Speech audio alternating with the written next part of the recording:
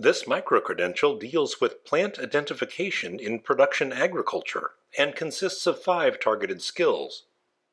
This targeted skill deals with plant morphology and external structures. Plant identification requires knowledge of taxonomy and an understanding of the stem, leaf, bud, flower, and fruit morphology.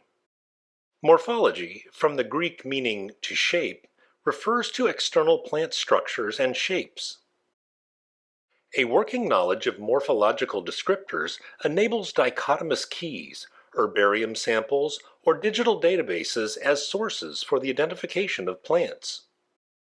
An accurate morphological description typically begins with an examination of plant structures.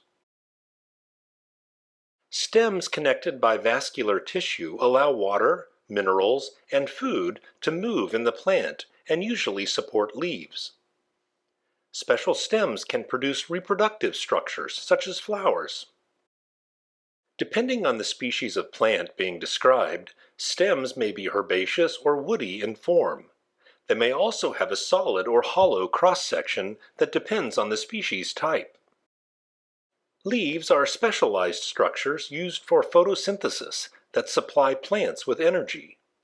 Leaves develop at nodes just below an axillary bud at the tip of woody stems. Typically, leaves are petiolate in composition. That means that the blade and stalk-like base are connected by petioles that bear 2 small leaf-like flaps attached at their bases, called stipules. Some leaf variants feature modified stipules with spines, thorns, or prickles attached at their bases. However, some leaves may even lack petioles entirely and directly connect their blades to respective stems. An example is a zinnia. Leaf venation refers to the pattern of veins within a leaf blade. Eudicot plants have 2 seed leaves when the seed germinates. They usually exhibit either pinnate or palmate veins that may branch, creating an overall netted look. Dicot leaves have branching veins, whereas monocot leaves have parallel veins.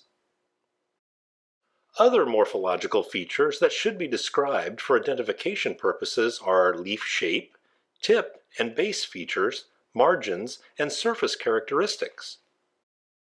Reproductive structures, such as flower parts or cone structures, are among the most telling patterns.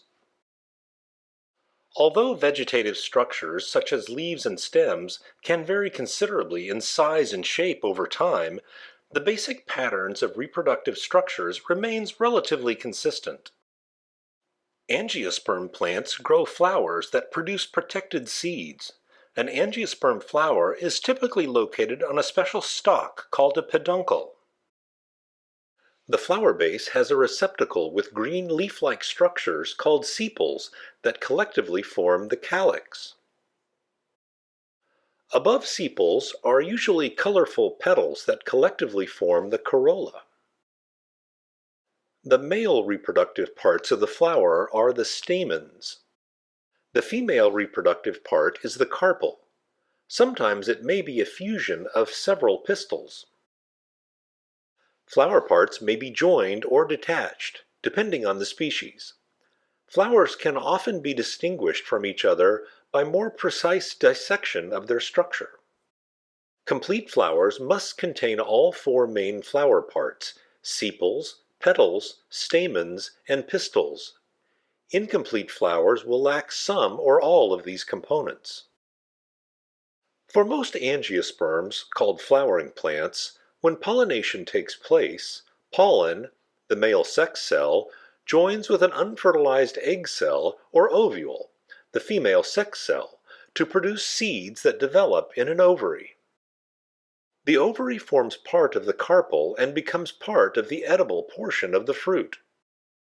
There are 3 categories of fruits in plant morphology: simple, aggregate, and multiple. Simple fruits form from a single fertilized ovary and may either be fleshy or dry in texture. Examples include grapes, oranges, plums, apples, and pumpkins. Aggregate fruits come from one flower with numerous carpels, which, when fertilized, produce clusters of small fruits on one receptacle. Examples are blackberries and raspberries. Multiple fertilized flowers create larger fruits, like pineapples, than would otherwise be expected from their individual contributions alone. Finally, remember that the morphology of a plant, such as its leaves, stems, flowers, and other external structures, play a critical role in classifying them.